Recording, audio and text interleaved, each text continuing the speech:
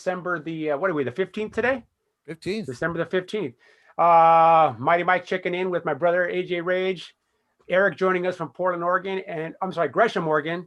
And we have a special guest today. We have Mr. Rene Moreno Jr. from Las Vegas, Nevada, currently residing in Claremont, California. This young man right here to my left. And just so you know out there, everybody, we are COVID free. We've both recently been tested and we're healthy. Anyways, we're going to just jump right into it. We brought in Rene. This is something we've been wanting to do for a while. We wanted to spotlight some of these young up and coming prospects, whatever you want to call them, prospects, rising stars. I like your description, AJ, of rising star, because to me, he's more of a rising star. I've watched this young man train for the better part of about 2 years now, and it's a who's who of who he hasn't shared the ring with. I'll let him elaborate a little bit further on that. So with that being said, how are you guys doing today? What's going on? Eric, let's start with you. What's going on up there in Oregon? Doing good, man. Just one of the companies up in Washington sued the state over these fines that they gave them for opening up. So and they won. The company won. So I'm gonna open up January 1st. Screw 'em. Oh, awesome, bro. That's congratulations. Really? Brother. Yeah, I'm opening. Yeah, we're gonna make it do. Oh, that's great, bro. That's great. That's awesome. Yeah, a little bit of positivity in this world, I guess, right now, right? Yeah, a little bit. Anyway, they'll probably fine me, and I'll have to take them to court. But hey, there's already precedents out there for them, losing. So it's a good thing. Yeah. You got to be able to make some money, bro. Everybody does, man. Everybody does. Yeah. I mean, it's tough. I mean, the world's tough right now, right? You agree? I can't keep myself in this if I don't. Yeah, he's drinking. Well, like I told my brother Mike, I mean, not to jump into anything crazy like this, but it just seems like we live in a world, man, where everything just kind of all the shit rises to the top. And the fighters that I feel don't deserve the praise that they're getting right now are getting spotlighted. And then you got the hardworking guys like Moreno right here, we're going to speak to in just a moment. And people need to start taking notice to the good guys, the guys that actually want to be a good example for boxing. Yeah, agreed. Oh, by the way, Mike, I just sent you that link. Okay, great. Sounds good. Thank you. So with that being said, so let's just get right into it. I mean, okay, I'm gonna let Rene talk, but okay, I'll give you my little backstory on Rene. Rene Moreno is a guy that I met a couple years ago, right, Rene? A couple years ago, Rene. I'm gonna let you tell the story how you met your trainer, Robert Alcazar. Well, I met him in Vegas. This was when Mayweather was gonna fight Pacquiao, and Jose Chon Cepeda just wanted to, work out outside. Was actually Jose Chon Cepeda was actually sparring with Mayweather. Yeah, he was one of the main sparring partners for that camp, right? And then I guess he wanted to work outside, Mayweather's gym for a couple of rounds, just to move around. And that's where I met him, Jose Chon Cepeda and Robert Alcazar. And this was back in 2015, right?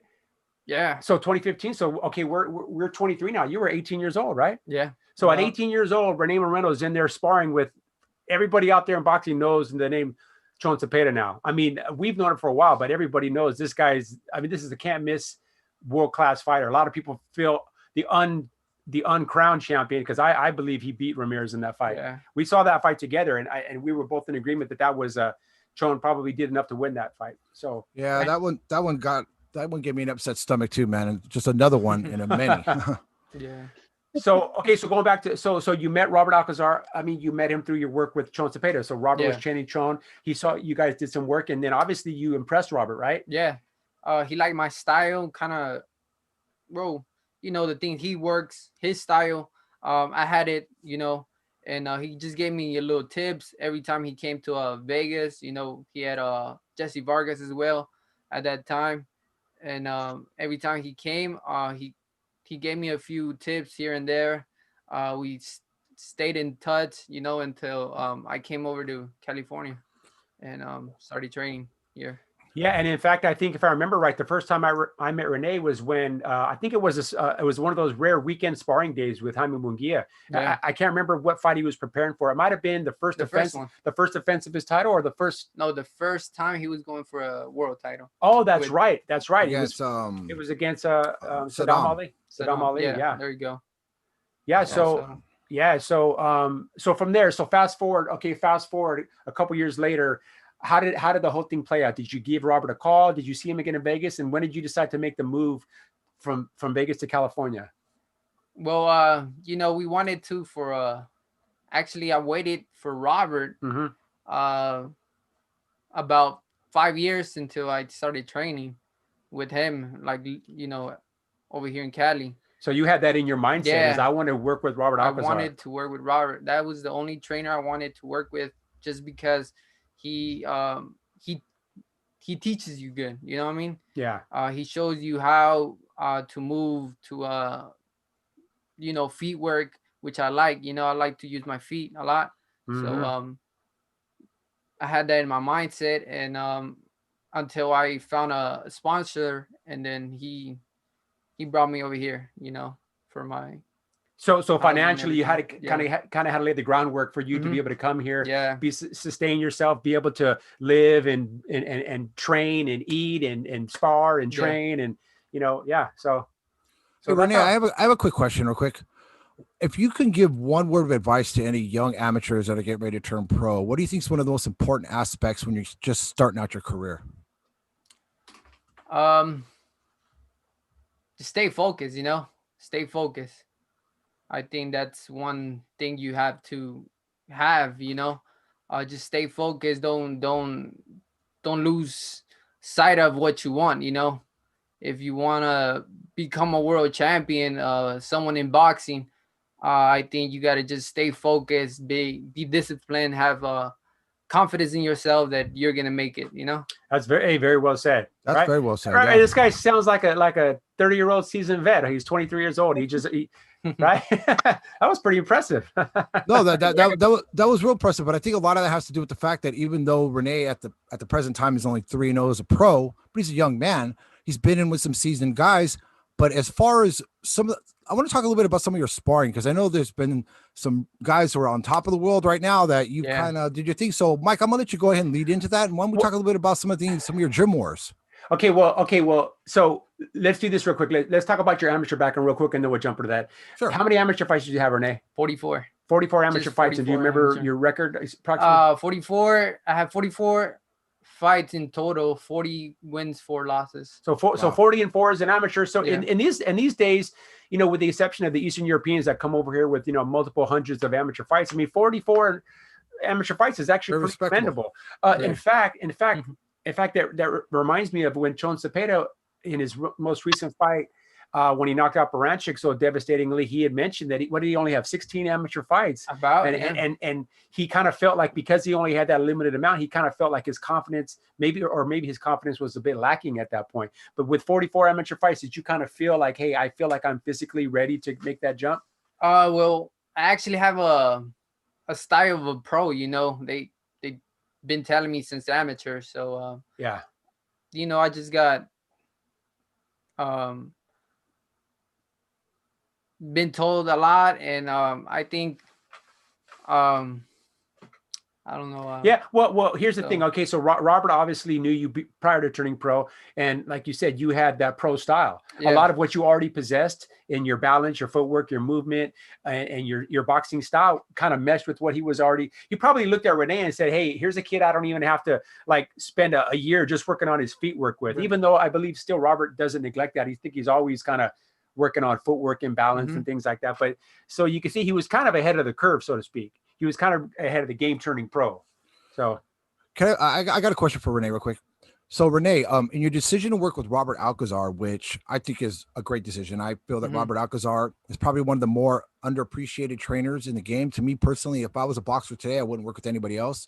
For people that don't know Robert developed Oscar De La Hoya's career, also worked with people like Edwin Valario, Jaime Munguia, you name it. I mean, the list goes on and on. Jesse Vargas, Pepe Raleigh. And he's got an impressive, I've been to the gym before, and he's got an impressive gym roster right now. Obviously, you know, he's got the undefeated Moreno Jr., Michael Narado, recently retired John Molina, Jaime Munguia at one time, and a few others and stuff. But I mean, the thing is that I look at Narado and I look at Moreno, and these are the two kind of fighters that you want right now. And it's unfortunate we're in this pandemic, because I believe that both of them, if given the opportunity and stuff, would really, really shake some things up in these divisions. Because I remember going back to when Rene fought Discerne over at the Quiet Cannon. And here's a guy that was very seasoned, you know, the kind of guy you don't fight going into at this juncture in your career. Don't look at the record, look at the fighter. Yeah. And I think the one thing that I took away from it was Rene did everything perfect, with the exception of that guy, you know, cutting him and stuff with his head. With the head, but I think at one point I felt like Rene was trying to impress everybody. And at some point, I think Robert, until you can tell me if I'm wrong, probably told you, Rene, just win the fight. Stop trying to be do this dynamic thing where you knock this guy unconscious, something like this. Just do, because it looked like you were kind of looking for that one big punch. Yeah, I was actually, you know. So, I think part of it, if I remember right, Rene, you had mentioned because the unforeseen headbutts that caused the cuts. I think you might have said, "Hey, we don't want a chance of this referee stopping this fight on a cut. So go after this guy. Make sure that you're in control." Am I right? And it was my first time, you know, getting cut. So, I gotta say, I was impressed with your entourage. You had a hell of a cheering section. Yeah, I mean, you know, you really did. I mean, you went in there, you would think that it was the, you know, a champion walking in there. I mean, a matter of fact, I think they ignored Jaime, who was sitting right next to me. They didn't even announce him. And here's the current 154-pound champion of the world. But it was impressive. Hey, let's jump in. Let's let Eric jump in. Hey, Eric, do you have any questions for Rene in regards to like his decision to, you know, from the amateur and making that leap to professional? Is there anything that you've seen? Because you've been around boxing, obviously, your whole life. No, I think you're one with the right trainer. First off, Robert Alcazar is amazing, and he won't steer you wrong. You know, I mean, he's taken people like Oscar De La Hoya and moved them all the way up the ranks. You know what I mean? Yeah. So if you stay focused, like you said, and really focus in on what you need to do and how to get there, Robert's going to help you get there. So I think you've done a really good service to yourself in picking the right person to be basically like a partner for you. So congratulations, man. I look forward to seeing a lot of really good fights from you, and hopefully I'll be able to do one too. Free tickets. Hey, Rene, I got a question for Moreno, man, because I'm excited. I'm actually excited. I've been wanting to get Rene on the show for a while, and I know Rene's been real busy and with the pandemic thing going on, but I'm real excited that he's on here today. But one of the things that you talked about earlier, Rene, was footwork and how you put a lot of emphasis in your footwork. Me as a boxer, that's always been my number one thing. And I think that's an aspect of boxing I think a lot of fighters kind of look over and stuff, because footwork and balance really, really sets the tone and it gives you a longer career. So like I said, I mean, because I was impressed with your footwork, and I know that you're going to even develop it even more. And I know that's one of the things Robert is probably emphasizing on you and stuff too. But I mean, because you are you're a lot quicker than people think you are. And obviously you possess that one hitter quitter power, which is ridiculous. Well, AJ, when you boxed, I know because I was your sparring partner. It wasn't about footwork for you. It was about that left hook. Hey, I'll tell you right now, man, I can't wait to get back in. I mean, even at my age, man, I'm trying to get in any bare knuckles, anything. Rene, as soon as you get back to sparring, you let me know if you need a test dummy to go in there, dude. I don't care, dude. I really need it bad, dude. All right, so AJ, before we jumped on the amateur thing, you wanted to touch base on a little bit of what Rene, you know, the sparring sessions that he's had and the people that he's worked with over the years. Yeah, I mean, I've witnessed a lot of them myself. It's a who's who. Rene, it's up to you if you want to elaborate on anybody you've sparred with. I mean, obviously we know you've sparred. You helped Chon Cepeda prepare. Yeah. You were one of his primary sparring partners for a few of his recent fights. You've even sparred with Johnny Molina. You sparred with Jaime Munguia, believe it or not. He's actually worked with Jaime Munguia. Devin Haney, right? Devin Haney. Back in, I don't know what year, but we were back. I was like 15, maybe 14, around there. Yeah, and Haney was older than him. Yeah, and then recently when he had about 16 fights, maybe 12 fights pro, you know, before I came to work with Robert, I sparred him again. How did that session go? Went pretty good, you know. Come on, just say it, man. Right now's the time. Go on, let it know, man. It went pretty good. You know, nobody actually, I don't know why people at the gym were scared, you know, of him, nobody wanted to spar, and I just stepped up and I'm like, I want to spar. I sparred, I sparred him before. I mean, one time, Yeah. and I'm the type of fighter that doesn't back down, from anybody. I got 2 hands, 2 feet. That's right. So Well, I saw the video that you showed me when we were over there at the I can't remember the hotel we were at, and when you sparred against Haney and stuff, and it looked like you were it looks like you were having your way. it was it was somebody actually uploaded like a 30-second video in YouTube, but I think they took it down. Yeah, they probably went in a hurry and Yeah. pulled that down real quick. It was so. like competitive sparring with David Haney, and I had only about 44 fights amateur, and he had like 12 professional fights already. Yeah. And I gave him work. Hey, so in most recently, I know that Rene was helping Carlos Castro prepare for a fight, right? I actually sparred him a couple of times, only yeah. like 2 or 3 times. I never got the chance to spar in his camp. Yeah. Because I was sparring Leo Santa Cruz too for Tank Davis.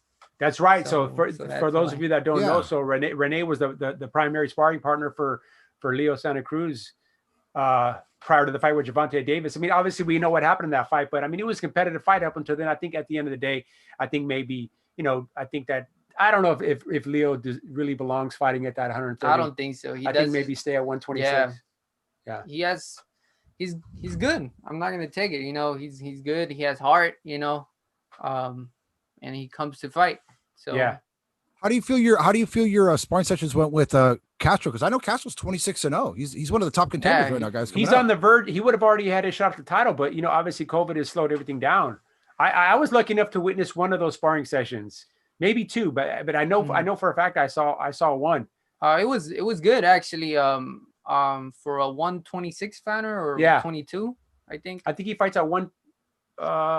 He wasn't near weight at the time. I think they were both about the same size, but I think Castro does fight at 122 AG, or is it 126? He fights at 126. 126. Okay. Yeah, he has decent power. He has power for a 26 pounder. Yeah. Well, super bantamweight. Yeah. So it was good. It was good sparring. I felt his style and everything. I think he worked with Robert at one point in a couple of. Yeah, that's right. A few years back, he worked with Robert as well. So he has feet work. Good combinations. He's fundamentally sound, right? He's a good fighter. That's one thing I did notice. I did notice when he came in initially that first round, I think he kind of felt like, hey, I'm a 26-0 guy. I'm sparring a guy that's 3-0.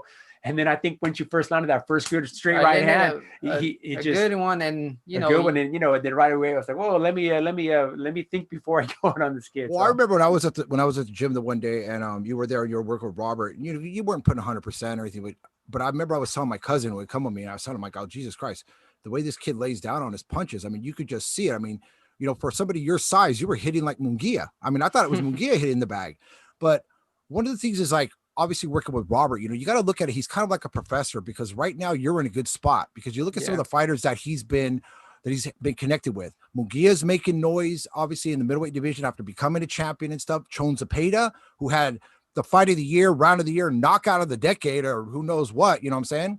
So, obviously even with Johnny Molina, with the Gladiator and stuff like this, in his epic battles, and people know who won those fights, but it puts you and guys like Michael Dorado and other young fighters that are working with Robert right now in a really good situation, because he's preparing you, because Robert's been to the big show. He's been to the biggest show when he was working with De La Hoya. And I think that's going to be an advantage working with you. Yeah. Yeah, definitely. Yeah. And Robert's definitely going to move him, at a pace that, at a smart pace. I think because of the pandemic, because everything has been put on hold, I think that actually now, once we're able to, maybe get back to some sort of normalcy here in California, or even in this country, I think, you might get fast tracked, you might fight a little bit more frequently than was initially the plan. But I think that's true for everybody in boxing. Matter of fact, I was talking to Robert today about Michael Dorado, and, because he's had some setbacks with the hand injury, it's like, you got to kind of make that move this year. If you had intended on fighting maybe 4 times this year, well, maybe you got to fight 6 times this year, or as long as your health, everything holds up and the pandemic allows it, I have another quick question for Rene. And I'll let Rene get back on some of the stuff and let Eric ask some questions. But Rene, right now, looking at the lightweight division, which you're a part of, and you're fighting at lightweight, correct? Right now. Junior 130. So Yeah, 130. So super featherweight, junior super lightweight. featherweight. Yeah. Okay, so junior lightweight. So Yeah. just for for fantasy sakes, just for whatever. And I'm not Just telling you gonna to ask the get same question. who do you see in that division that you feel that you would match up well and that you're hoping to get here within some time? Well, I like to, before I start calling out names, Yeah, obviously. I want to get experience, I'll tell you this. Who do you think is the best right now in the junior lightweight division? The best. Who are the Rene champions Moreno. right now? I know a lot of people are looking at Miguel Burchell. Burchell. Talk I mean, about he's okay. Just strong fighter. I know. Strong. I give him that. He has power. Yeah, but other than that, that's it. That's all he has. Take. Move around and just stick and move. He's done. Yeah. So now, didn't you spar against Jojo Diaz? No, I have not. Oh, you didn't? Okay. No. Okay. So, yeah, That's great. Pretty good. So Who's who's that? been your So partner? who's been your toughest sparring partner? Eric said. What do you mean? Who's the toughest? Who gave you the best, toughest work? Toughest. It might not even be somebody that we know, guys, because sometimes you get in there with somebody. Maybe they're having an on day. You're a bit off. I mean, well, I have I spar a lot of people, but one of the best sparrings I've been in with the ring in with was Jose Choncepeda, and that's because he has his timing good. I don't know, it's different, So I know Robert worked with him about 8 years, I think. yeah. So we kind of share similar from Robert's. Oh yeah. So you had some of the same attributes. It's like you kind of okay. Well, I noticed that too. I was going to say that too. Is that I noticed a lot of similarities between you and Chon Zepeda, and even another fighter that Robert worked with in Devaka.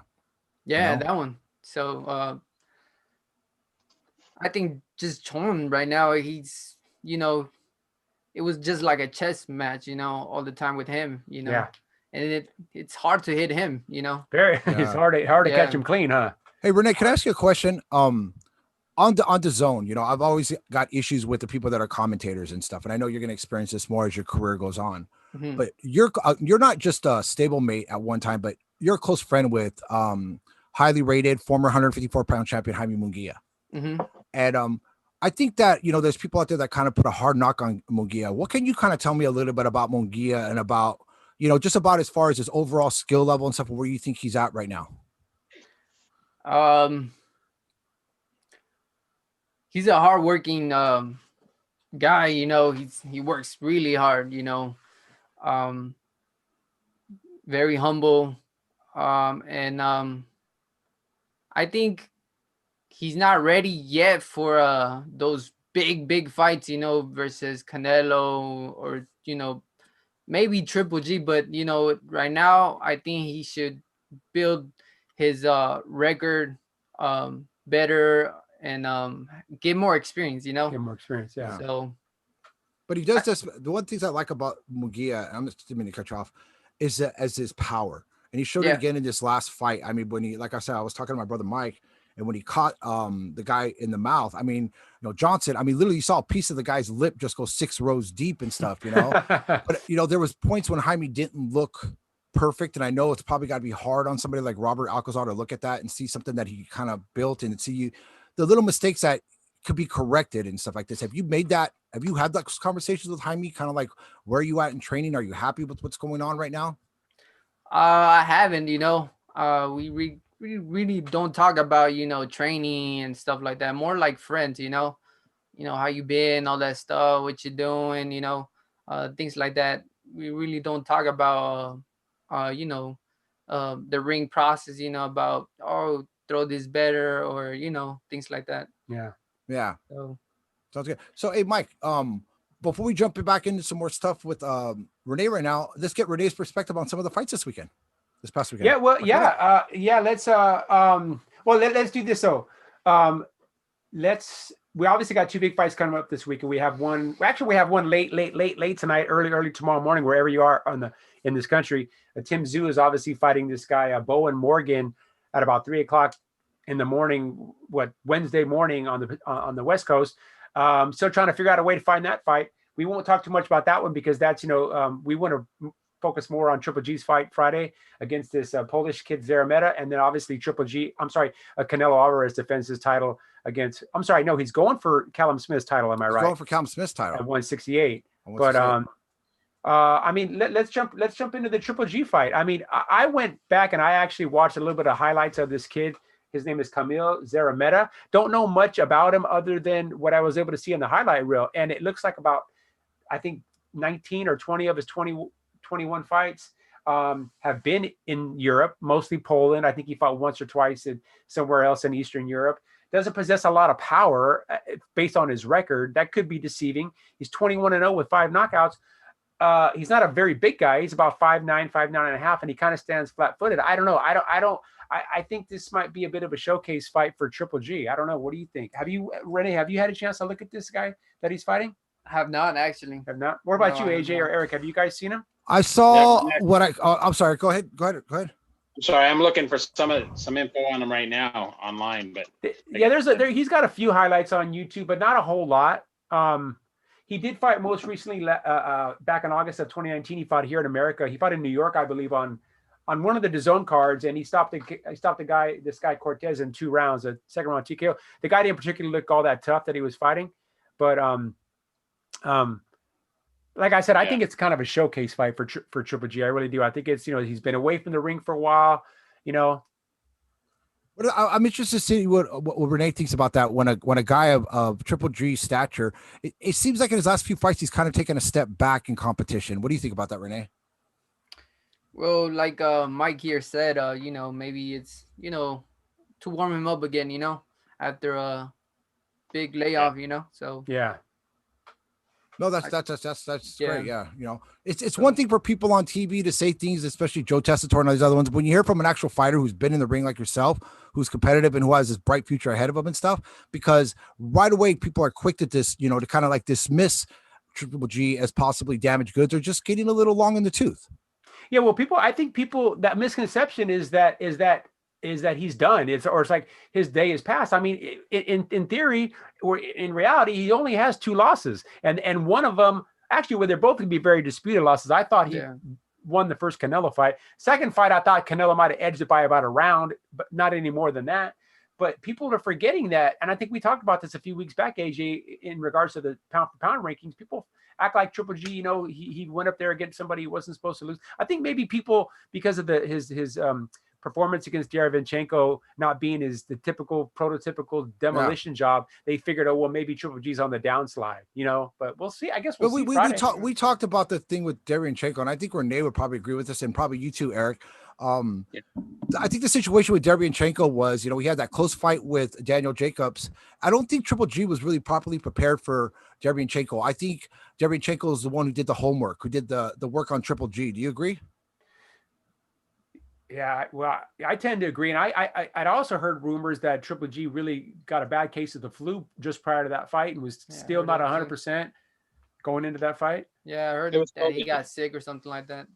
Oh, he was? So I hadn't even heard anything about that. It was the China virus. It wasn't the flu. But I mean, every fighter has bad days, Yeah, and everybody gotta know about. You gotta fight through it, though, right? You gotta At fight the end of the day, through you gotta it. fight through it. I mean, you've over the years, your trainer, I'm sure you've sparred, but you probably fought amateur fights where you didn't feel well. Yeah. I remember you told me a story one time. I think you mentioned where you were fighting an amateur tournament and then there was a delay, or then you didn't fight the main event. Was it like past midnight? Was that you that told me that? It was real late. It was either you or Panchito de Vaca that told me that there was a tournament and you ended up having to sit and wait. And and you have to maintain your weight the entire time, right? You got to jump back on the scale prior to your fight. Yeah, I had a tournament, back in this one of my last tournaments I did. Yeah. An amateur in Arizona. I forget what's it called. But I had to fight until like 11. And then after the next day, because I won and I had to make weight again, 132. So I was running like at 2 in the morning to Oh, lose geez. weight, and then back at 7 in the morning to step in the scale. So it was terrible. terrible. No, I remember that fight with I think it was your second pro fight against David Courtney. Tough guy. Yes, right out here. And, That was HBO's very last broadcast, by the way. Yeah, at the StubHub, and I remember, I mean, you handled a guy who, once again, a guy who had an impressive record and a physical specimen too. But there was a moment I remember when I was talking to my brother Mike, you got caught. What happened in that one moment? How did you kind of like reset and go ahead and go from there?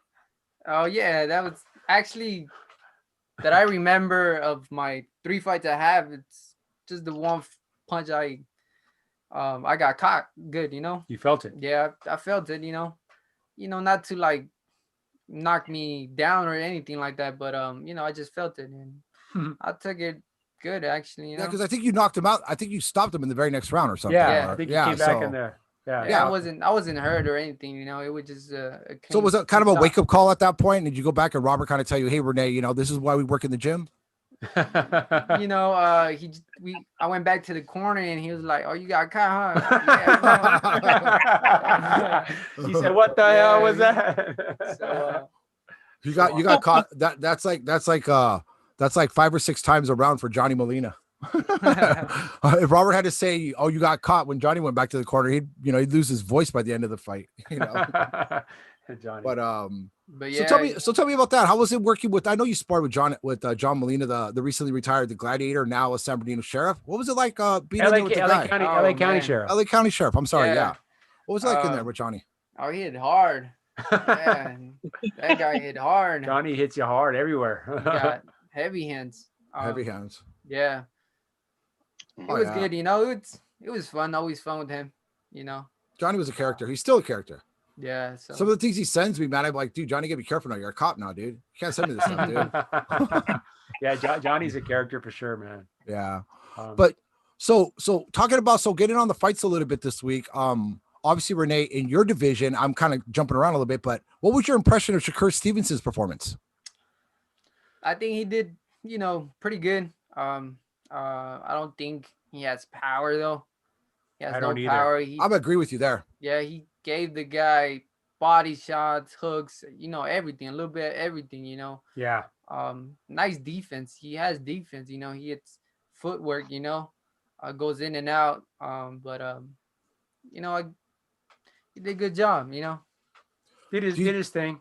Not particularly, doesn't like I was talking to Robert about it. It doesn't really set the world on fire, Uh-huh. It's I don't know. I don't want to compare him to like a Rigondeaux because Rigondeaux had power.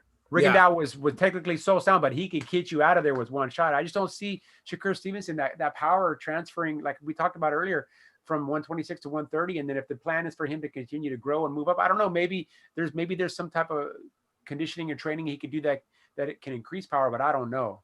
Hey Eric, the Red. Yeah. Did you catch the Shakur Stevenson fight? I did not. Okay. I was gonna ask you on that. Watch it.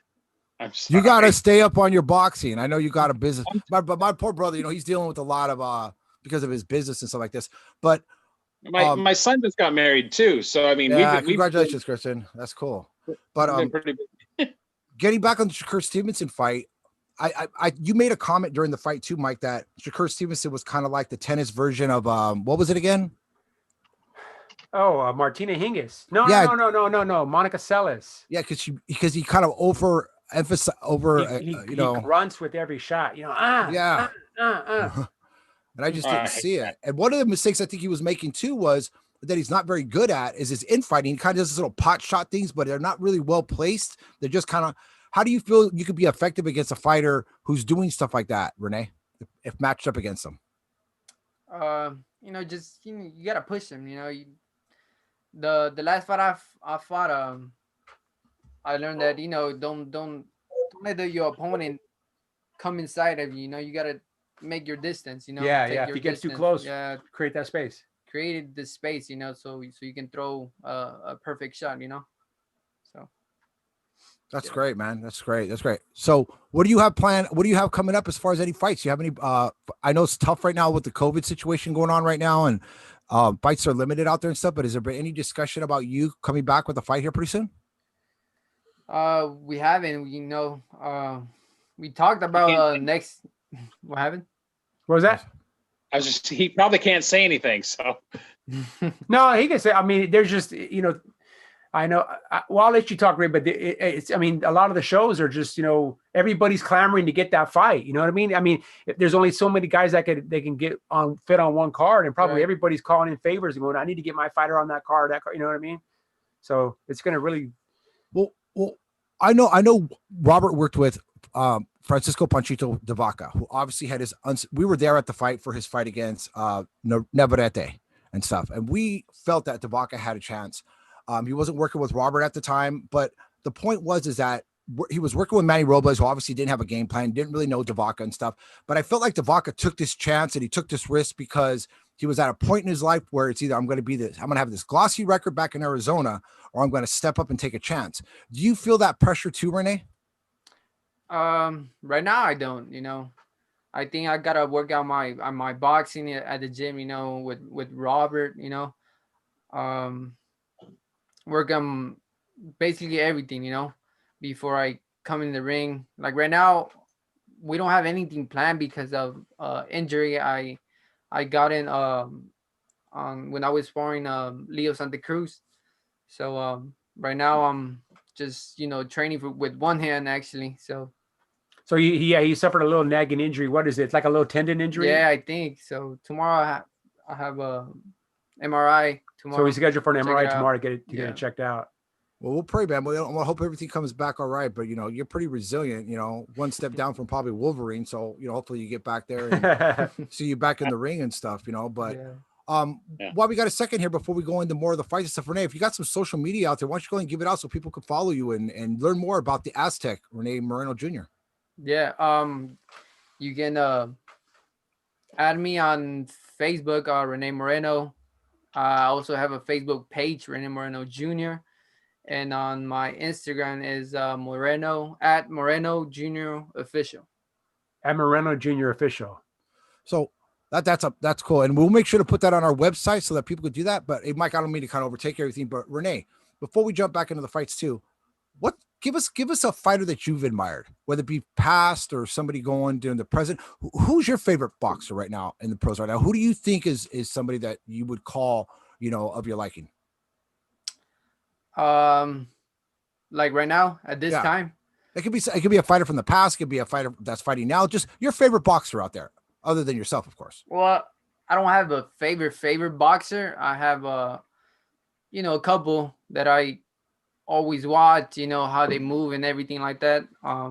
Sugar Ray Leonard is one. I watch Oscar De La Hoya. Marquez, I just like his combinations, so Juan Manuel Marquez. That's amazing that you said that about De La Hoya and Sugar Ray, because I could see your styles combination of a little bit of the both. Yeah, very well balanced, like De La Hoya, using the tools that you possess, but at the same time very elusive, moving and stuff with that speed, like Sugar Ray. That's great. Well, AJ, I don't know if you knew this or not, but I when I first met Rene, he had told me the story that back in Vegas, weren't you training with Joel Casamayor? Yeah, for a while. Joel. And I think when you look at Rene's footwork and honestly the movement that he uses, it's very I think it's influenced by, I think you had even told me this, influenced a lot by Casamayor, but then also by the music that you guys will listen to in the gym. Mm-hmm. Am I right? The different kinds of music, the more the Caribbean styles, I don't know, salsa as opposed to any other traditional kinds of music. So you can see Rene on his feet. He moves he's very elusive. He's very light on his feet. Very light on his feet. He can shift in and out of range like that. Like at the drop of a hat, boom, in, out, side to side. Yeah, and that's the thing is, like, I noticed Robert, he does something that I do too when I see a fighter and they're sparring and stuff, or watch a fight. I try to get ground level, because to me the legs have always been a more important aspect of it, and I know it's very important to Robert and stuff. But the thing is like, you see the fighters and how they're developing, and you're absolutely right. When I was watching Rene in there, like De Vaca, he had really good footwork too. These guys, well, and I think a lot of it has to do with Robert. Michael Navarro as well. Yeah. And then, I don't know if you know this, but I just met him for the first time. There's a new kid now working at the gym. His name is Max. He told me his last name. Castro, Max Castro. There we go. Max Castro. And apparently he had about 140 amateur fights. Okay. He's another kid that it's a similar situation. He's kind of a transplant from out of state. You came from Nevada. He came from Arizona. Robert has known him a while. And, it's one of those ones where he kind of set his sights on Robert and says, what do I need to do to be able to get there to be able to work at your gym? So, we talk about it all the time, bro, about some of these fighters, or I'm sorry, some of these trainers that they'll get handed an assignment, or a fighter wants to make a career jump. And then if they do something good, that trainer gets all the accolades. You know what I mean? He gets all the pats on the back, but they're not, a lot of these guys aren't really developing guys from the beginning. Right. You were actually one of the few ones. Yeah, you're one of the few ones that actually really emphasize on that. I agree. That's like a woman who has a child by a surrogate and then she's claiming that she has morning sickness. It just doesn't work that way. You know what I'm saying? but the bottom line is that no, you're absolutely right. So Mike, why don't you go ahead and close out about Shakur Stevens' performance and stuff, because I really want to get into Canelo and Callum Smith, because I want to see what Rene and Eric the Red, I want to see what they have to say about this fight coming up. Okay. Well, I mean, we touched on the Shakur Stevenson situation a little bit. I mean, like Rene said, he did the job, he looked good, whatever. But the one thing I think that's gonna be the lingering question as he moves up the ranks is that power, because at some point, you gotta have that power to be able to, I mean, look at Paulie Malignaggi was a masterful boxer. Doesn't get the credit, really doesn't nearly get the credit he deserved for as good of a boxer he was, but he always lacked that punch, and that's a great point, because one of the things I actually think Shakur kind of regressed. When I went back and watched his fight against Joet Gonzalez, I think Shakur did a much better job, because the fact, obviously, he didn't talk a whole lot, because regardless of what was going on between him and Joet in their personal lives, I think Shakur knew that, hey, I'm going to piss him off in the ring, but I'm not going to take it to that next level. Yeah. It seems like Shakur's been running his mouth out, and this is becoming a trend in boxing where these fighters are, they're acting like these YouTube guys are just out there, doing these verbal jabs. But the thing is with Shakur Stevens, he's with the type of fighters that he's going to have to eventually face. And don't get me wrong, there could be a point later on down in the future that he may have to step in the ring with Moreno. And the point is that you can't win a fight with your mouth. And it seems like that's what they're doing right now. So, I mean, to me, Shakur's focusing way too much on his social status and not enough on what he needs to do to be successful in the ring. Right. True. That's what Rene was saying. You got to maintain your focus, man. You stay humble. Yeah. I think a lot of that happens too, because just the people that they associate with, Yeah. It's just, very true. He's out there with T-Bud, and I'm not trying to disrespect Terrence Crawford, but let's be honest. Like I told my brother Mike, what did you call Mike? Wolf cookies or something? No, he sells a lot of wolf tickets. It's like, it's like, somebody say he'll be like, well, the guy don't want to fight me. And the guy be like, no, I want to fight you. No, he don't want to fight me. It's like, come on, man, stop this bullshit. Well, Rene said it. He said it right now. He said just a while ago, nobody wanted to spar Devin Haney. Nobody wanted to get in there because Devin Haney had 12 pro fights, and he's got this Olympic pedigree. Renee's like, hey, I got 2 hands, 2 feet. Let's do this. And you have to have that attitude going and be a professional fighter. I mean, most people don't have it. I mean, because if most people did, there'd be a lot more professional fighters out there, and they're not. So that reminds me of something. That comes from the inside. That's something that you can't learn. That is something that is in you as a fighter. That is something that you cannot be taught. So very true. Well, we've said that before, Mike, about Robert Alcazar. He's not just a trainer. And I think Rene can attest to this, is that Robert's he's like a father figure in a way, Yeah. He's like a guidance counselor, somebody that tried to keep your life on path. But I want to touch on one thing. And I know you're not a type of person to get in here and talk shit and everything. Mm-hmm. But I heard a rumor about that there was a possibility that at one time you were trying to get a sparring match with Teofimo Lopez, the recently crowned lightweight champion. Can you elaborate a little bit on that? Yeah, I actually met him in Vegas, at City Athletic Boxing Gym. He just came in, like a normal guy, but talks a lot, him and his dad, they talk a lot, it's so I just wanted to get some work in, well, my dad actually, like, you want to spar him? Yeah, let's do it, and we asked for sparring, but his dad he said he was just getting back to the gym, so we never sparred or anything like that. So the excuses, like what's happening right now, already started to build up. You see, that's the problem I got with you. You got a guy like Teofimo and Junior Lopez who go around and they talk a lot. They Like I said, talk, and then I'm somebody gets in their yeah. face and goes, "Hey, we want to get Yeah. to work," and it's like, ah. I tell people all the time, man, sometimes you ask for something that you really don't want. So here he is, a guy who walks into a gym, you know, and he's always talking about how great he is and nobody wants to fight him. And next thing you know, you got a young warrior and an Aztec like Moreno comes, I goes, hey, I'll do a couple rounds to you, and the story changes. Yeah. Let's jump into the main event for obviously the biggest fight of the weekend coming up, I think. And it's safe to say that. No disrespect to Triple G, but I think all eyes are going to be on Saturday's fight. Absolutely. And they're fighting where? In San Antonio, right? The Alamo Dome. I believe it is San Antonio, Texas. Yeah, Canelo Alvarez versus Callum Smith. I mean, what's your take? Who wants to go first? Who wants to? I'll let Eric go. I've been talking too much. The size difference on these guys is just ridiculous, isn't it? Yeah. I mean, has Canelo ever fought somebody that tall? I mean, I don't know. I don't believe so. I think the tallest guy he fought. Well, no, he did. He fought Rocky Fielding was 6'2", about 6'1", 6'2", right, AJ? Rocky Fielding 6'3". So Rocky Fielding is a little bit taller. Short though, you know what I mean? Yeah. Canelo fights low, so I mean, and Callum Smith also has a tendency to fight kind of small, though. He doesn't really use that height and stuff. At least against John Ryder, his last fight, he didn't fight tall. He fought kind of. Callum Smith to me has never fought as a tall fighter. That was one of our knocks on him from the get-go, was the fact that he doesn't fight like a tall fighter. Yeah. You know, but I think it's a great matchup. I'm interested too. Rene, what do you think about this Canelo Callum Smith matchup? I'm interested to see what your take is and what do you think the outcome's going to be? And if you have a prediction. My prediction is, I think Canelo takes it again, probably by decision, maybe. So decision. Yeah. So Rene thinks decision. I think decision. So maybe Callum Smith survives. You know, maybe I think maybe he'll survive. Experience. Or maybe a knockout by the 8th, 9th. So either a late stoppage or by decision. Yeah.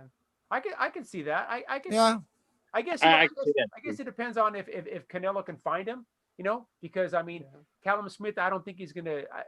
I'm not saying he's gonna beat Canelo, but I don't think he's anything like Rocky Fielding. I think Rocky Fielding went into that fight, you know, just what round am I gonna lose? And he didn't. I don't think he had an intention of winning that fight, AJ.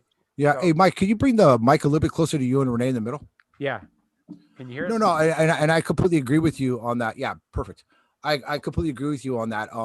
I know this was a fight that was proposed some time back, and Callum Smith's people felt that 7 weeks wasn't enough time to get ready for the fight, which is kind of weird that now all of a sudden this situation comes up and he takes his fight and much shorter notice. I'm not sure really what the money split is. Yeah, it's only he only had about 5 weeks, right? 5 weeks. Yeah, and before they had balked at 7 weeks, they said that wasn't enough time, but that was only after.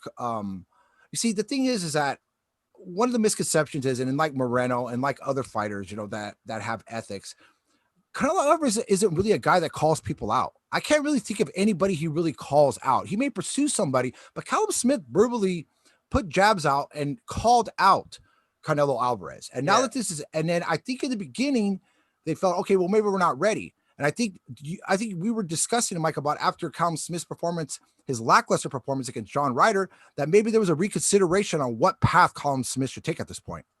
Yeah, very well said. So, like, you know, he wanted the fight, called him out, and then when Canelo returned the favor and says, "Okay, we want to call your," I don't have enough time to train. And you're right, there must be substantial payday involved for him to take the fight on 5 weeks' notice. But I don't put too much into that, because if you're a fighter at that level, it'd be like if somebody says something like to Rene or some of these other guys, Chon Cepeda, or Michael Norado, hey, we're gonna give you 5 weeks notice to fight. That'd be like a dream, because at this level, these guys are in the gym pretty much daily. These guys don't have time off. There's no vacations. There's no, you don't get Groundhog Day off and Veterans Day off and all these holiday 4th of July. These guys are in the gym working, with the exception of maybe Christmas and Thanksgiving. Yeah. I think these guys are in the gym about 360 days a year. So in Callum Smith, I can imagine he's got to stay in the gym pretty regularly to be able to maintain that weight, because he is a tall kid, and I'm quite sure he could balloon up over 200 pounds over the course of a week or two if he's not in there training. So Moreno's saying a 9th round stoppage or a decision. in Either a late Canelo's favor. stoppage. Yeah. What about your take, Mike? How do you see this fight going? I see Canelo. I see Canelo getting him out late. I'm gonna say like between 8, maybe no sooner than the 8th round. But I think I see him breaking down Callum Smith and getting him out of there. Body shot, huh? Maybe I think it body could be a shot. body shot. Yeah, maybe because he's tall. Yeah. Yeah, because Canelo does have, he knows how to place those body shots. What about you, Eric? What's your prediction on the fight? I think Smith is out by the 6th round. 6th round. You see, I'm gonna lean a little bit with Eric the Red right here. 5 to 6. You think it's gonna be early, huh, AJ? Yeah, you know the thing is go ahead, Eric. Go ahead and tell me why do you think Canelo's gonna have that much of an advantage over Smith in this bout? I'm watching some of the highlights on against Ryder, and Canelo is just like tenfold above Ryder. He just is, and so I honestly foresee by the 5th or the 6th round, he's going to catch him good, and it's going to be gone. It's going to be over. You think so? He's gonna catch him, huh? I think he is. I think he's going to break him down and know exactly where to hit him. And it's because Canelo's kind of like a bulldog, You're not going to stop it. So something very similar to what happened with Canelo's win over Kovalev, where it was competitive, and then once he figured him out, caught him, and then the fight was over. That's it. He's going to figure him out, and then it's going to be over quick. Let's talk about this, AJ. Let's talk about, okay, after this fight, Canelo wins this fight. Where does Callum Smith go from here? I think Callum Smith at that point, I think his choices are going to be limited as far as a headline situation. I mean, let's be honest. Can he step in the ring and possibly fight for a vacant title? Because Canelo's not known for keeping these titles, so he may very well be fighting for the title that he loses within the next year or so. So, yeah. But unfortunately, it could be against a guy like David Benavidez. Yeah. And I was gonna, for a moment, I thought, well, maybe he says, you know what, I'm killing myself to make 168. I go up to 175. But you got killers up there too. You got Beterbiev. You got well, you still got Kovalev sticking around. Apparently he's not done. And then you got a new crop of guys up there. Maybe, I don't know, maybe Badu Jack is going to fight at that weight. You got John Pascal fighting at 175. I think Badu Jack is a dangerous fight for anybody right now. I know the guy wasn't all what he was, but Jack has still got some substance left. Yeah, for sure. I mean, he's been on the receiving end of some bad decisions. Yeah, the guy's tough as nails. So just where does Canelo go from here? I mean, Canelo wins this fight. Does he stay at 168? Does he try to make that 3rd fight with Triple G? What do you think? I think Canelo challenges God at that point. I mean, I don't know. I mean, what do we do? I mean, where did Canelo? Honestly, that's a great question, bro. I think that's one of the things that people don't look at is that once you don't have to clear out a division, but when you take a marquee, maybe not the best guy in the division, but in most casual fans' eyes, the best guy. And unfortunately, that's Callum Smith, who's come with a lot of hype. I mean, don't ever watch a Callum Smith fight on Sky Sports. I mean, you'll just absolutely go crazy. Yeah. But the point is, you think that, he's the first coming of God. But I honestly, for my prediction, I feel Canelo Alvarez his work ethic is just so far supreme over Callum Smith. Callum Smith's not ready for this stage in his career. Does he have a puncher's chance? Well, Canelo Alvarez has never really shown that he's got a soft chin. Yeah. I go, does Callum Smith is his height advantage and his reach advantage going to be a huge advantage against Canelo Alvarez? Well, he's never really used it. He utilized it in other bouts. So I don't see this huge change. I mean, it just doesn't happen overnight. Canelo Alvarez, on the other hand, has evolved fight to fight. He got better from the first Gennady fight in the second fight. He improved that when he went on to fight guys like Kovalev. And I'm very interested to see if Canelo Alvarez goes in there and makes Callum Smith look ordinary and puts him to sleep, the world just might be in the hands of Canelo Alvarez. Yeah. Canelo's just too fast for him too. I mean, these two are like night and day when it comes to speed.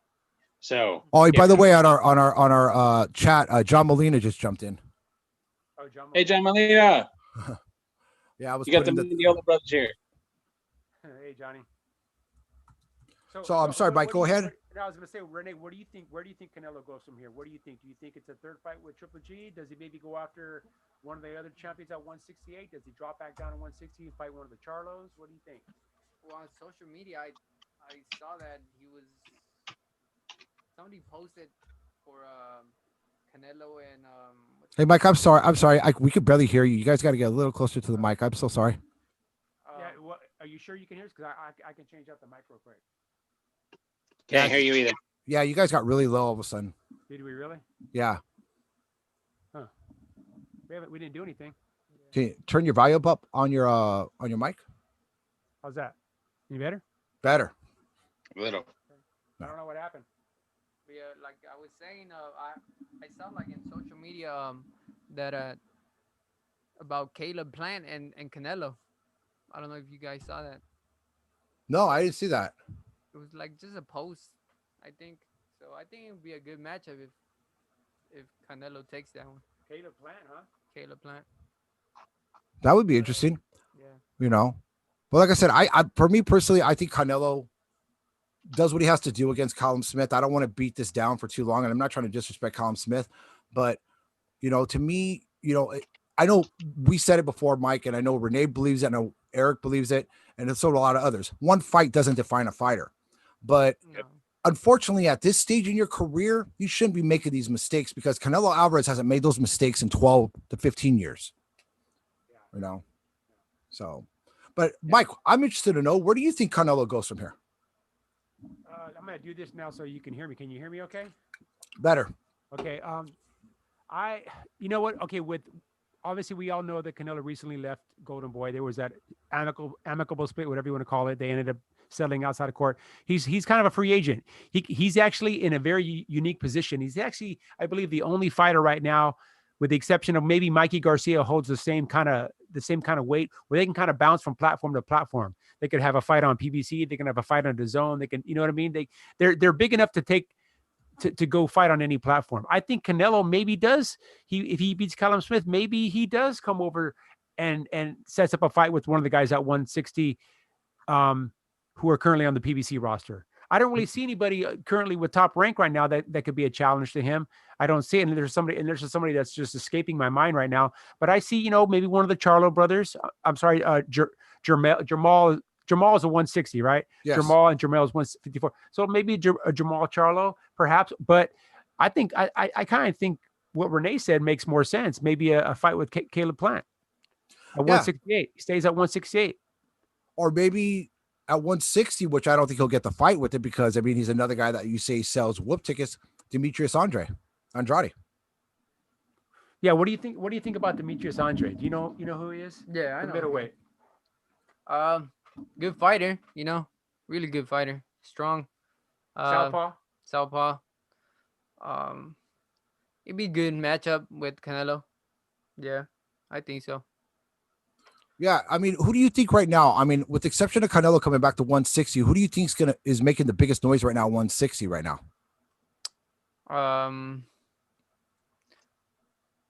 Don't you have the twin?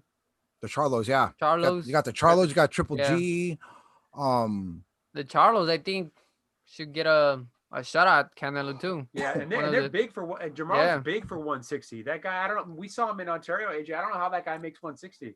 Yeah, I know. Yeah, I know. He was in the elevators too with us when we were at the Tyson Fury fight.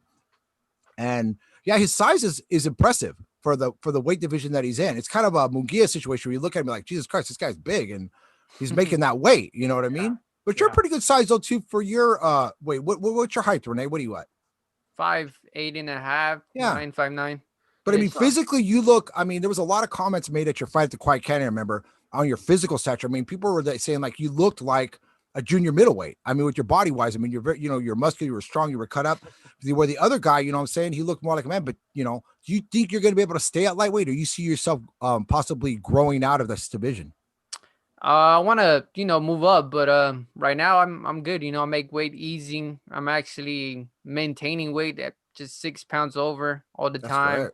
Yeah, so I'm a fighter that stays on weight, and like Robert, teaches me, you got to stay on weight all the time. You never know when a fight's gonna, pop out of nowhere. Great point. That's a great point. So I'm actually at, just 6 pounds over most of the time, 7 tops, So that's nothing to lose. Just 1-2 hours at the gym, a few running, and I'm on my weight.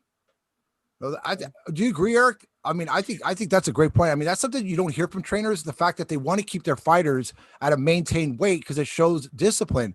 When you hear Yeah. about these fighters that go out like what Andy Reese did when he was working with Manny Robles and gaining all this weight, to me, I mean, that's an undisciplined fighter. Do you agree? Completely undisciplined fighter. He did a lot of what is it? Krispy Kreme. Something wasn't Kreme. working in the gym, you know? Yeah, Well, no. but at 262, Andy Ruiz, Jr., and that's probably before he got dressed. Yeah, you don't go into a fight, weighing that. You've got to stay disciplined, and the fact that your trainer is actually keeping you on point at all times says that he's probably thinking about possible fights for you down the line. So I mean, yeah. You never know when one's going to come up. So well, I remember was it about a year ago or a little over a year ago, we built me and Robert built a little half-ass changing room with the scale in there, and I'll not forget Panchito's like, I saw that scale. He's all, why'd you guys put that in here? I'm like, what are you talking about? He's all, man, he's all, I'm heavy right now. That's great. Some guys didn't want to get on the scale. They're like, Robert's, I want you on the scale. He's like, I gotta go to the bathroom. They go to the bathroom. They take off they're out the door. So, hey, real quick, Mike. So getting back on the fights, obviously, we talked about the Canelo Alvarez fight that's coming up, but this Saturday, obviously we got the Tim Tszyu fight tonight. We're still looking to see where they're going to be showing it because obviously it's coming live from Australia. Would you say 3:00 in the morning? Yeah, it's going to be. I think they said the main event's supposed to happen somewhere between 3 and 4 a.m. our time. So you can either, I don't try to get a little closer to the mic, bro, if you can. Yeah, I don't plan on staying up that late, but I think I'll maybe set my alarm for 3 o'clock and get up and see if I can find it somewhere. I definitely don't want to miss that. I think Tim Tszyu's a guy. Have you got a chance, Rene or Eric? Have you guys got a chance to see Tim Tszyu, the prodigy of Costa Tszyu, the former champion? Yeah. Yes, I have. Amazing fighter. And I am actually going to start looking for the fight, seeing if I can stay up, because I typically stay up till 3 o'clock anyway. So I might as well stay up and watch a fight, right? Yeah. So, what about you, Rene? Have you had an opportunity to see Tim Tszyu in action? A few videos, actually. Just a few videos. Yeah, the Jeff Horn video. Right? Matter of fact, we were watching a little bit of the Jeff Horn video. Jeff Horn. Yeah. What's your impression of him? Good fighter. Yeah. Looks like he has power for sure. So having watched him, cleanly, I gotta watch him and see him. But he looks like he has power. Nice defense. So yeah. And it can't hurt to be the son of Costa Tszyu. I think the one thing that I don't know, maybe we could all touch on this real quick, but the one thing that I really, really was impressed with Tim Tszyu was his maturity level. For being such a young guy, he looks like a kid that should be going to college. And he looks unassuming. But when he gets in that ring, what he did to Jeff Horn, he didn't just beat Jeff Horn. You could tell there was multiple opportunities where Tszyu could have had this fight over, but he wanted to put Jeff Horn in a situation where he could punish him and stuff. So he's got a bit of maybe a faded chip, but not in a bad way. But I tell you, from the last 3 fights that I've seen him, he's done nothing but get bigger and better. And like I told my brother Mike, everybody was talking about, and don't get me wrong, I love Sebastian Pandora. I think the kid did a great job. I think he's a freak of nature. But I'm telling you, there's a guy at 154 pounds in Tim Tszyu that they better start paying attention to, and it starts tonight. Yeah, well said. He's a kid that's the namesake doesn't hurt. He obviously was born and bred to be a fighter, really. And I think there was a period in his life, and he admitted it, where he wasn't sure if he wanted to still continue boxing. And then he kind of looked at himself in the mirror, probably said, hey, I was born to do this. This is something, if I don't do it, I'm going to probably, regret it for the rest of my life. And the kid is laser sharp focus, man. Yeah. And he's a bit, like you said, he's got that chip. He's a bit sinister in the ring. Sometimes when you see it, it's like he gets that streak. I hate to say this, even a little bit more than his dad. His dad had a killer mean streak, but not like him. Yeah, but Tim, there's and I think a lot of that, and I hope I'm not speaking out of turn, but a lot of that maybe comes from the fact that kind of how the situation with him and his dad kind of ended up. And I know he respects and loves his father, but his father's back in the Soviet Union, with a new wife and a new life and new children and doing his own thing. And I think Tim, it's not even a matter of,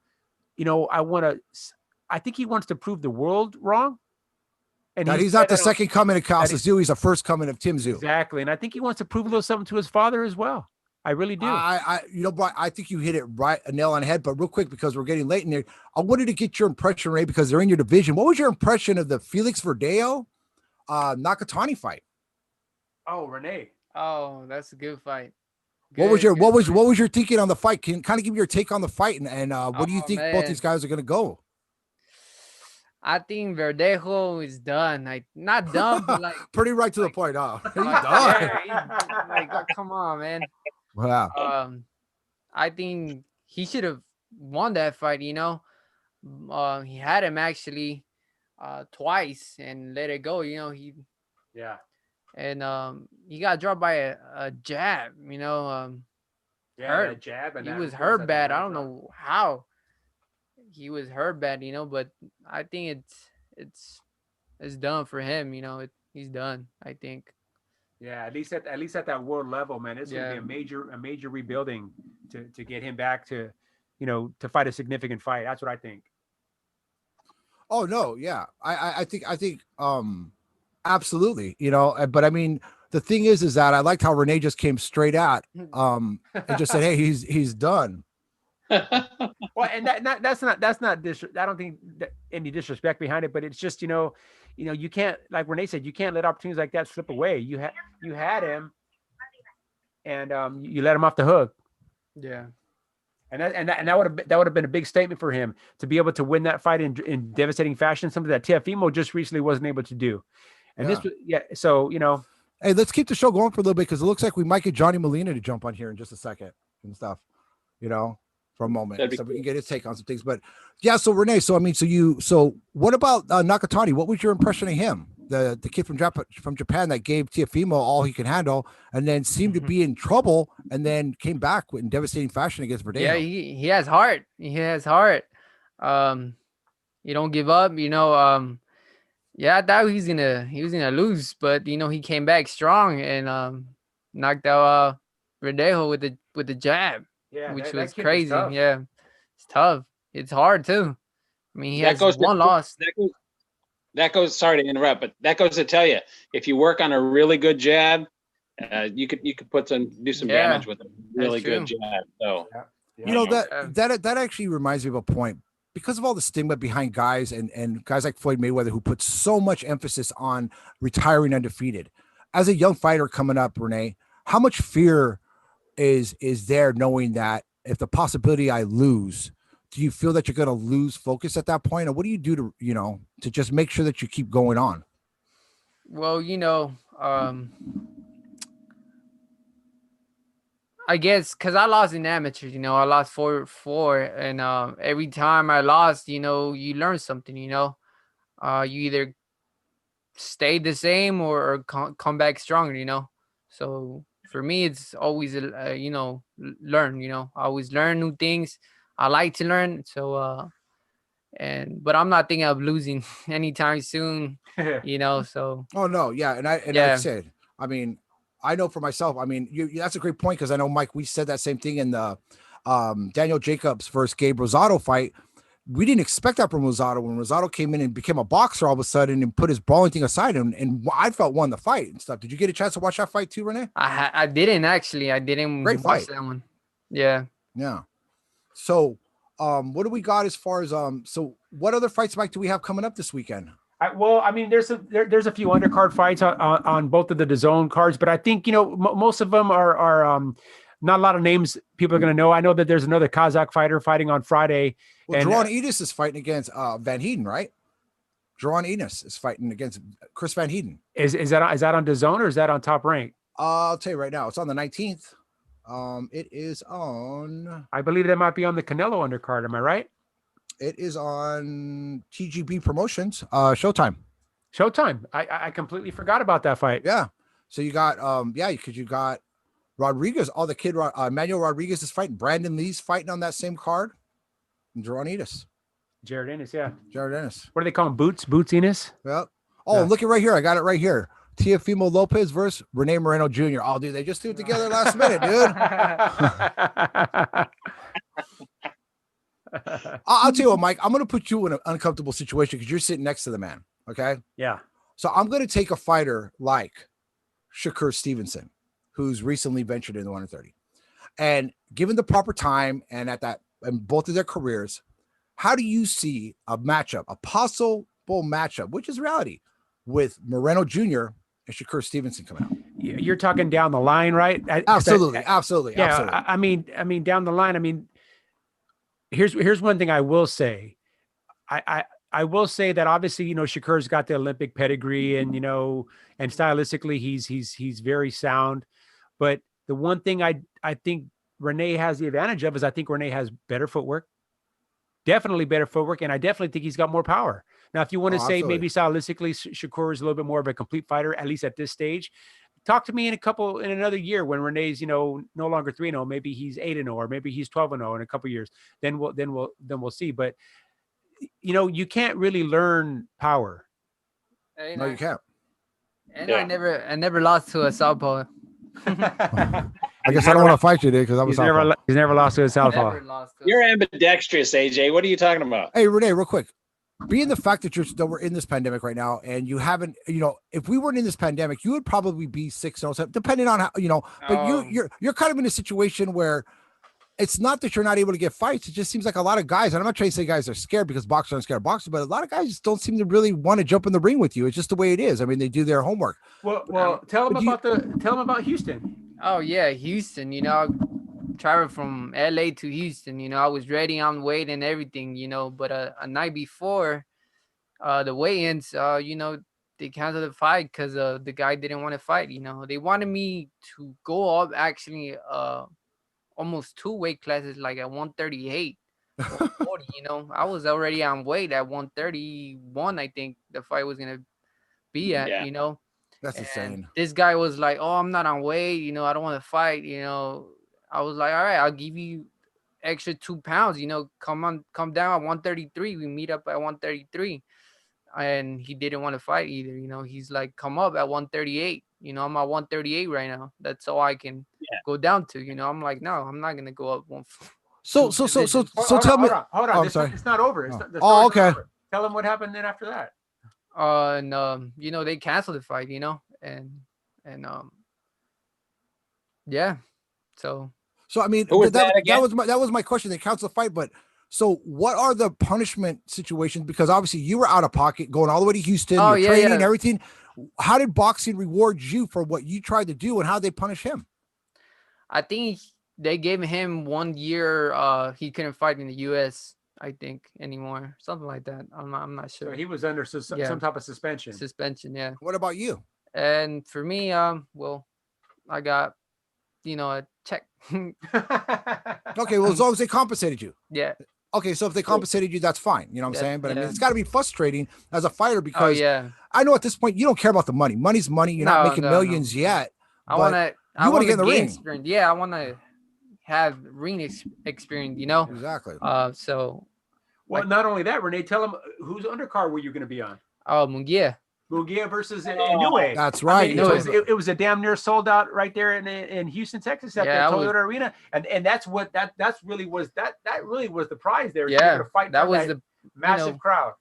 But that's probably why the guy didn't want to fight, is because he didn't want to get beat up by you, Rene, in front of all those people. So that's why he didn't want to do it. Well, I think a lot of it is too, is that even though Rene's 3-0, this is a guy who's, he was a good amateur, but he's got a lot of ring experience with the fighters that he's fought with at his own home gym. But the work that he's done in other gyms with fighters like Leo Santa Cruz, amongst others, guys like Carlos Castro, you don't see a typical 3-0 guy fighting that level of competition. Do you feel that that's been an advantage for you, Rene?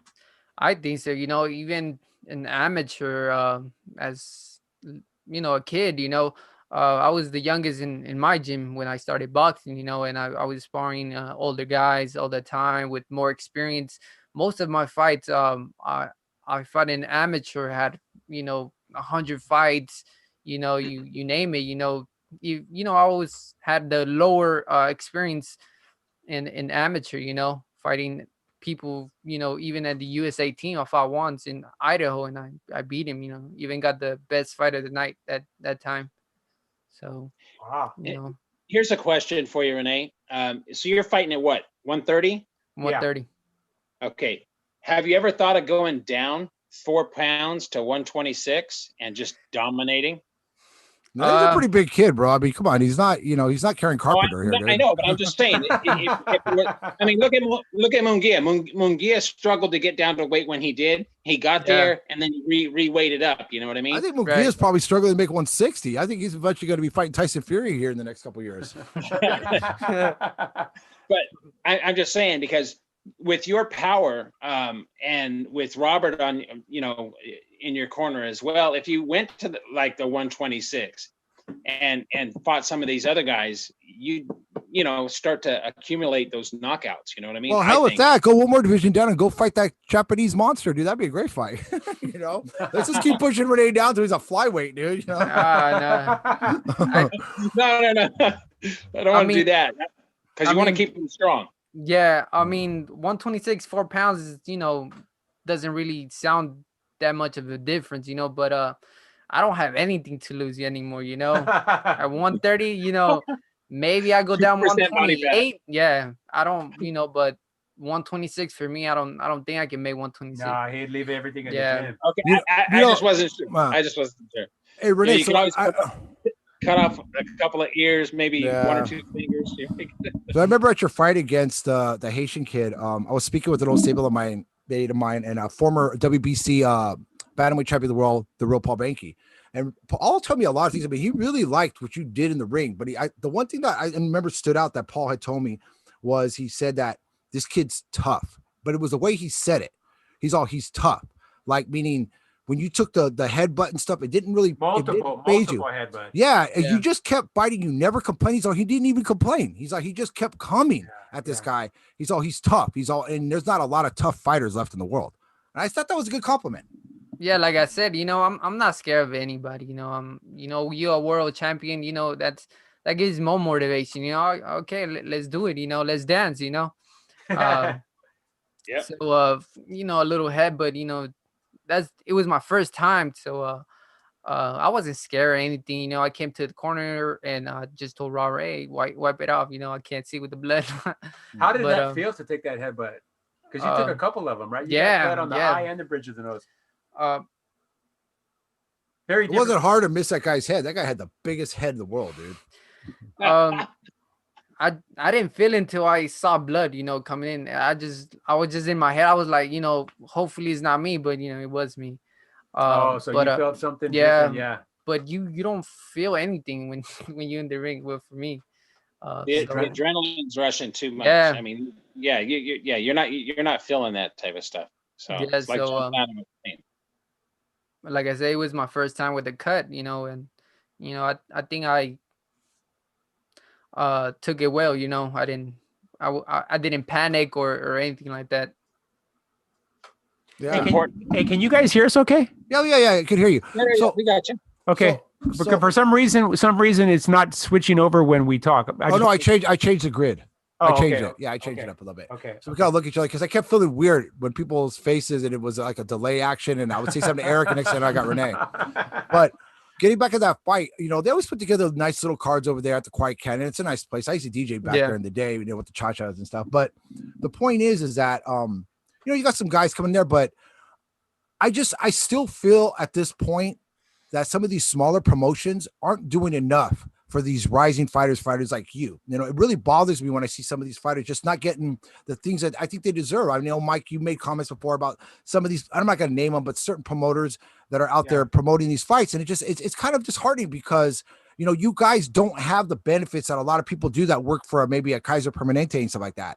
So tell us a little bit about how it is working with these promotions. Are they a little tough sometimes? It was actually, it was actually my first time fighting in like a smaller venue. My first fight was in because you fought the StubHub and a few other places, right? Yeah, and the first Oracle one was Arena. He fought in Oakland. Yeah. So that was my first time in a smaller venue, but it was pretty nice. It was okay. It was nice. Yeah, I think because I remember, Mike, you told me a story, something with Robert. I can't remember what fight it was, but there was a fight where Freddie Rocha got there and he got all this thing, and Robert, was was put into another area of the dressing room area and stuff like this. And it just, because I noticed I remember this kid that fought against, I remember Michael Naranjo's fight against this tough kid from Mexico. And the kid had some cuts, and I didn't even see the ring doctor go and see him afterwards. And nobody offered him a bottle of, matter of fact, I gave him a bottle of water when he went back to talk, when he took a picture with Michael Naranjo. And I'm like, we just can't treat these guys like we're Los Alamitos and stuff. And this is a quarter horse race. And this is a $2,000 claimer. We're talking about future prospects here. We're talking about guys who will possibly be world champions one day. And, there's that live now, forget later situation. I don't see that happening with people like you and others. Right. Yeah. I mean, they treat me well, actually, after the cut, I just went back and they stitched me up. So. Well, I could be totally full of shit too, because I did have Johnny sit next to me talking shit to every single person that walked by. So that was a whole nother situation. The Molina, the Gladiator. I thought he was going to jump on here. Look. Oh, look at Johnny Molina just posted in here. He said he's ready to fight you. He says he's ready to make a comeback. He says he wants Moreno. He says he can make 140. He says, Moreno, can you make it to 140? Send Johnny a link and have him jump on. How do you see that going? If you met Johnny at 140, how do you see that fight coming out? Oh, that guy is strong. I don't know. The Aztec versus the Gladiator, dude. That's going to be I'm pretty just jab, stick, and move. That's it. That's all I do with him. We need like a 20. We need to increase the ring to about a 24 footer. So Rene had. Yeah, I gotta dance with him. I gotta move. Oh, I agree, dude. I agree. Yeah, I still tell you, dude. I had it for it was a ringtone. It was a video ringtone thing that I had with this crazy like knockout thing, and it was Johnny when he knocked out Mickey Bay in the 10th round. I just love it because honestly, the best part of that knockout was Floyd Mayweather's face. And Johnny still won't tell us. And one day I wanted to ask him, what did you say to Mayweather after you stopped Mickey Bay? Because you said something over that ring rope because he looked right into Mayweather's eyes. And I want to know what he said because they were clowning Johnny. They were like, I felt it was like when Mickey Ward fought against that one kid. What was it? Sanchez or whatever? Alfonso Sanchez. And the guy's losing every single round. And all of a sudden he comes over and he knocks him out with one body shot. And here Johnny's doing this. And they're like, oh, this fight's over. And all of a sudden Johnny comes over, and that's the guy. You could never count out the Gladiator, Johnny Molina.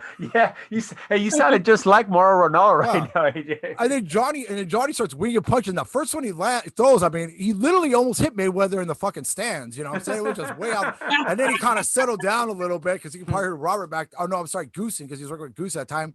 Hey, Johnny, just calm the fuck down. He catches him, and it's over, dude. And Mickey Ward's got Mickey Bay's got this look at him. It's like, fuck, dude, I just got mugged, dude. I mean, straight up, dude. It's like, how the fuck did this happen? That's what the 10th round. But I want to know what Johnny said to Mayweather because I know it was probably something. Johnny's not a shit talker, but I know Johnny probably said, fuck you, motherfucker, or some shit, Possibly. Language. Oh, this is YouTube. You know what I'm saying? We're not for children, if you're below 18. Come on, dude. This isn't like being watching Teofimo Junior Lopez. Come on, dude. That's an X rating right there, You see the shit Johnny says us? But seriously, honestly. I mean, I wonder, do you have, because he was taking a lot of criticism, and you could see all Mayweather's little flunkies out there, and they were just clowning Johnny. And when that moment came, well, yeah, they were all like already, how do I say it? They were already counting their money. They were already ready to, I don't know, man. It was they were all getting ready to walk up and walk out of the arena and just be like, hey, we got this one in the bag, whatever. And then that punch came out of nowhere. What was a left hook or something? It's a left hook. Yeah, a left hook. Babe was undefeated. Yeah. So was Hank Lundy, and they made a big deal about Hank Lundy's his effort against Terrence Crawford. But I was like, dude, didn't Johnny Molina just knock this guy out and gave him his first L? It's like, it's unfortunate, but so I just put that on. It was awesome. Yeah, it was a left hook. It was That's great, dude. All Johnny's like that, So hey, so I think we're just about ready to wrap it up. I mean, we kind of covered. I mean, we've kind of give our predictions for the fight. We're going to come back on Sunday. Obviously, we'll probably talk about what happens in the fights Friday, Saturday. And thank God, you know what? You reminded us of those fights on I believe on Showtime, right? Yeah. And that's going to be another good. He's another good up and coming prospect. That kid, Boots Ennis. He's a good fighter. That kid's a good fighter. I think he's an exceptional young fighter. But hopefully, we can get Rene back on here. Maybe we could even do it in gym if Robert's cool with it. One day we can come in here maybe and catch some of Rene's sparring and stuff, and get a more deeper look into the rising career of the Aztec, Rene Moreno Jr.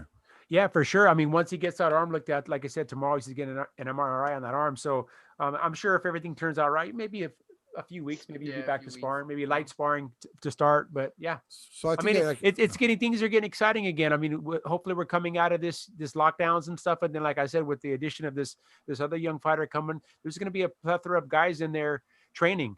We have another kid. Let's talk about this kid real quick, okay? Just real quick. oh yeah, I got time. He's a young kid. And AJ, you're gonna know this guy. Do you know the name Sugar Ramos? Oh, absolutely. Sugar Ramos, the one who he killed Davey Moore, and that Yeah, was yeah, yeah. sadly that happened like in 74, 75. So yeah, it was the early 70s. Well, I didn't know this, that he was the first 126 pounder ever to hold the WBC belt. Really? Sugar Ramos, and his grandson is now this kid? training at the gym. What's the kid's name?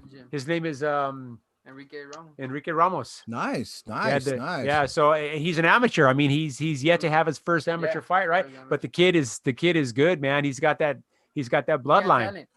And if somebody's That's got the talent. ability to take a guy from the amateurs, and we've touched this several times, there's so many trainers out there that take so much credit for a fighter that they've acquired already at a certain point in their career. But there's very few trainers out there, one being Robert Alcazar, that could take a young fighter who walks in off the street, develop him into an amateur star and a future Hall of Famer. Yeah, and Rene obviously has trained alongside this young kid for a while, a few months now. What is your take on the kid? You said he's talented. Yeah, he got talent. You know, he works hard for sure. He works hard, and He's got natural ability, huh? yeah, he has footwork. You know, he learns pretty fast. He has no amateur record yet. You know, he has to develop his style too. You know, right now he just taking in you know what Robert is kind of teaching him, and you know, me giving him a little bit of tips, you know, how to do certain things, you know. So but he's developing really good, you know. And like you said, he's a hard worker. Yeah, he works hard, you know. He works hard. Very hard. And I think, you know, and that's amazing. And I tell you right now, it's one thing to watch a fighter on television and admire them. It's another thing when you get to know them in a personal situation. Like I've got to know guys like John Molina, Jaime Munguia, Michael Norado, and of course, Rene Moreno Jr. I know for myself, I'm excited to see where you're going to go in your career. I know it's going to be nothing but success, but I would tell you now, I don't think I'll be more excited than when I see you fight for a title and hopefully win a title, you know, because it's going to be, because I know the kind of work that you're doing inside of the gym. I know you're busting your asses like this, but you're a kid that you deserve it. You know, we're at a point in boxing where people keep overlooking people because they don't have enough likes on their social status, their YouTube or whatever. It's time to start looking at the true crop of talent that's out there. Guys like Moreno, guys like Michael Norado, and other. Maybe this kid Sugar Ramos later on down the line.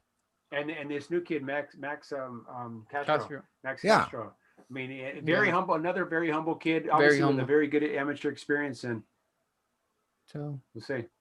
Yeah. Hey Rene, is there anything you want to say to anybody out there? Yeah, I mean, absolutely. some people like on a personal level. I mean, I know there's certain things you keep private in your life, but is there anything you want to say out there about your life, about, you know, the sacrifices you're making? What do you do it for? I know you love your family. You fight for your family. Is there anything you want to say? well, you know, I do it for my family and my, you know, I just recently had a baby, you know, a baby boy, and so I'm doing it for her, for my girlfriend, future wife, and you know, my son, you know, I want to give them a great future, you know, and you know, I want my son to look up to me, you know. So yeah, That's good, man. That's a great. Shoulder do change you. I know I was changed the first time I had a child. You know, my wife had a child. I know Mike, you do the same thing, and my brother Eric too are both exceptional fathers, and I'm sure you're going to be one too, and a future world champion. And Moto River. Ray Bernardo is coming up to the third, and it's a knockout in the 7th round.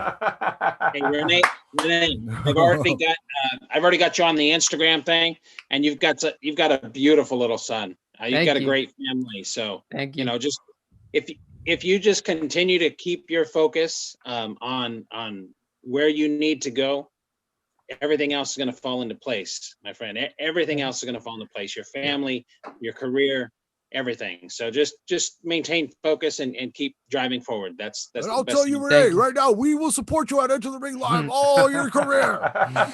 Thank you.